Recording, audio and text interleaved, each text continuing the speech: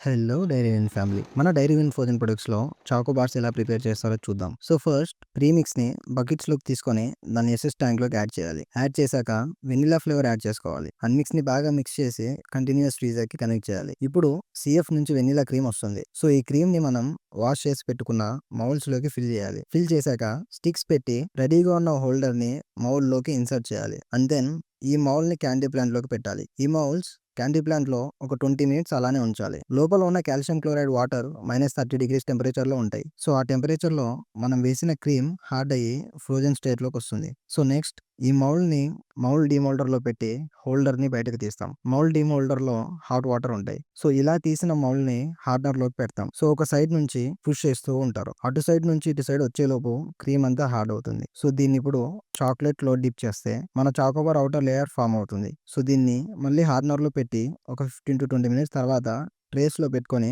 Packing చేస్తాం. So ఇలా చాకోబార్స్‌ని ట్రేస్‌లో నుంచి తీసుకొని ఔటర్ బాక్స్‌లో పెట్టి కవర్స్‌లో ప్యాకింగ్ చేసి కోల్డ్ రూమ్‌లోకి షిఫ్ట్ చేస్తాం. అండ్ దెన్ ఈ ప్యాకెట్స్‌ని మన వెహికల్స్‌లోకి లోడ్ చేసి కస్టమర్స్‌కి సప్లై చేస్తాం.